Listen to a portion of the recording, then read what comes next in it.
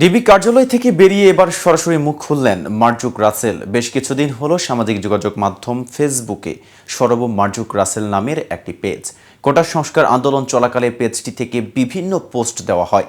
ওইসব পোস্টের অধিকাংশ সরকার বিরোধী এবং বিভ্রান্তিমূলক বলে দাবি করেছেন নেটিজেনরা। অবশ্য অনেকবারই গীতি কবি ও অভিনেতা মার্জুক রাসেল জানিয়েছেন পেজটি তার নয়। তাই আজ সশরীরে হাজির হয়েছিলেন ডিবি অফিসে। সেখান থেকে বেরিয়ে নিজের বক্তব্য রাখলেন মার্জুক রাসেল। কিন্তু কি বললেন তিনি, এ বিষয়ে বিস্তারিত থাকছে প্রতিবেদনের সাথে আছে আমি মেহেদি হাসান। সাধারণ মানুষের ধারণা মার্জুক রাসেলই এই পোস্টগুলো দিয়েছেন, কিন্তু সোশ্যাল মিডিয়ায় ভাইরাল হওয়ার সেই পেজটি মার্জুক রাসেলের নয়। কেউ তার নাম ও ছবি ব্যবহার করে এমনটা করছেন বলে জানিয়েছেন মার্জুক রাসেল।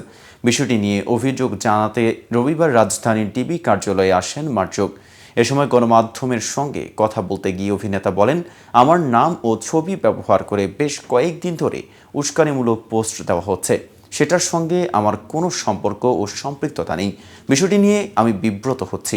যারা আমাকে চেনেন, বিশেষ করে আমার লেখালেখি, আমার অভিনয়, আমার জীবনযাপন সম্পর্কে ধারণা রাখেন, তাদের মধ্যে অধিকাংশ মানুষই কনফিউজড। মার্জুক রাসেল বলেন, আজ হারুন স্যারের সঙ্গে দেখা করতে এসেছি। যারা আমার নামে এই ফেক পেজ চালাচ্ছে তাদের বিরুদ্ধে যেন ব্যবস্থা নেওয়া হয়, কারণ এই পেজগুলোর কারণেই আমি আমার দর্শক ভক্তদের কাছে বিব্রতকর পরিস্থিতিতে পড়ছি। লেখালেখির পাশাপাশি নিয়মিত অভিনয় করছেন মার্জুক রাসেল। তার অভিনীত বেশ কিছু নাটক বেশ জনপ্রিয় হয়েছে।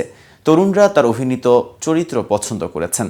এ কারণে দেশে ও দেশের বাইরে তার ভক্ত ছড়িয়ে আছে। তাদের কাছে ভুল বার্তা যাচ্ছিল বলে মনে করছেন এই অভিনেতা। এর আগে এই বিষয়ে মৌখিকভাবে সাইবার ক্রাইম বিভাগে অভিযোগ করেছিলেন মার্জুক রাসেল। সর্বশেষ গেল বছর 18 আগস্ট অভিযোগ করেন তিনি। সেদিনও তিনি বলেন, একাধিক ভুয়া পেজ ও আইডি থেকে অপ্রীতিকর নানা পোস্ট দেওয়া হচ্ছে। এতে সাধারণ ভক্তরা বিভ্রান্ত হচ্ছেন।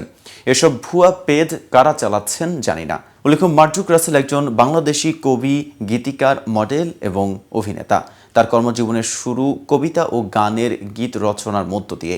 তিনি টেলিভিশন নাটকের মাধ্যমে অভিনেতা হিসেবে আত্মপ্রকাশ করেন। টেলিভিশনে তার অভিনীত প্রথম কাজ ছিল মোস্তফা সরওয়ার ফারুকী পরিচালিত আয়না মহল। সেই থেকে তিনি বহু টেলিভিশন নাটকে অভিনয় করেছেন এবং অসংখ্য টেলিভিশন বিজ্ঞাপনেও কাজ করেছেন। তিনি 2004 সালে ব্যাচেলর চলচ্চিত্রের মাধ্যমে অভিনয়ের সূচনা করেন এবং প্রশংসা পান। তরুণরা তার অভিনীত চরিত্র পছন্দ করেছেন। এ কারণে দেশ ও দেশের বাইরে তার ভক্ত ছড়িয়ে আছে।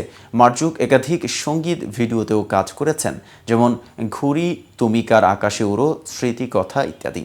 তো ভিউয়ার্স, ভিডিওটি সম্পর্কে আপনাদের কোনো মতামত থাকলে কমেন্টস করে জানাতে পারেন। আর নিয়মিত শোবিজ আপডেট পেতে কেটিভি শোবিজের সাথেই থাকুন।